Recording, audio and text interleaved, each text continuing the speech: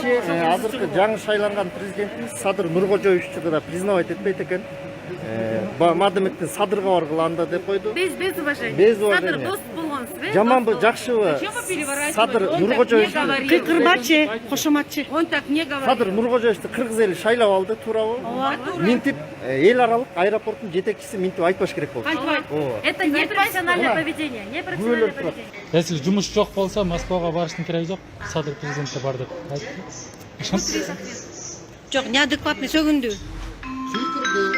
Не деп кыйкырат? Эми жетекчилик аэропорттун жетекчиси катары мындай өзүн алып жүрбөй, аябай өзүн начар алып жүр да.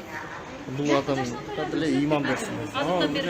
Жакшынака эле жок. Мен кетип калбадымбы? Мен сен менен сүйлөшкөн кетип калбадымбы? Камера жок да сразу тону башка жакка. Өзгөрдү. Посмотрите, он говорит, то, что граждане Кыргызстана хотят выехать на работу, пандемия, денег нет, иш керек болот десе, директор не деди? Бияқта иштегиле деди, бияқта иштегиле. Садырга баргыла. Садырга баргыла. Садырга баргыла. Что за ответ такой, да? Официальный ответ, да? Анан могу основанияны жасатпай эле ушуну жасатып отурганча мага келбейсиңерби, мен пятница күнү без основания учурат элем. Пятница күнгө без основания уча турган рейстин акчасы 66 000 болду. Андан көрө 30 000 алып туруп 10 000га основания жасаткан жакшы да 40 000 болду. И то дешевле. А без основания мы можем и без директора купить. Зачем нам директор? Любой авиакассага барып без основания билет. Жок. Кымбатыраак сатып алсак. Жок. Кыргызстандын бардыгы Россияга кетип аткан болсо, ошонун бардыгы директорго келип алат экен билетти. Ошо да. Уча тургандар көп да.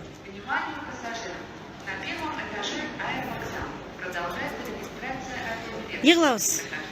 Коркутуп аткан, мына карагыла, мен коркутуп телефонду берип сүйлөшөм деп аткан пресс-секретарь да келди. Өзүнүн жетекчилигинен токмок жеп калбайын деп мени менен урушканга аракет кылды. Мени провокация кылганга аракет кылды. Үсөндүн айткан сөзүн бурмалаганга аракет кылды. Эми болду, эми тиги жетекчилиги камера кетип калгандан кийин тиги Эрмекгүлдүн жанындагы атыңыз ким эле? Юрист.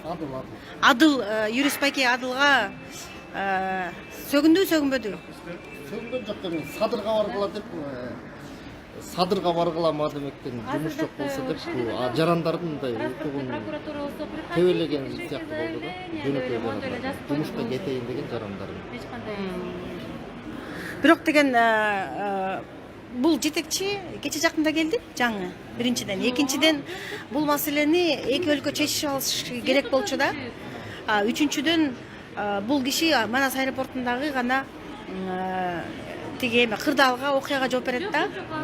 Анан эки өлкөнүн ортосундагы окуя жооп бербейт. Эки өлкөнүн ортосундагы чындап эле Садыр Жапаров менен Путиндин ортосундагы мамиле да. Чынына келгендечи.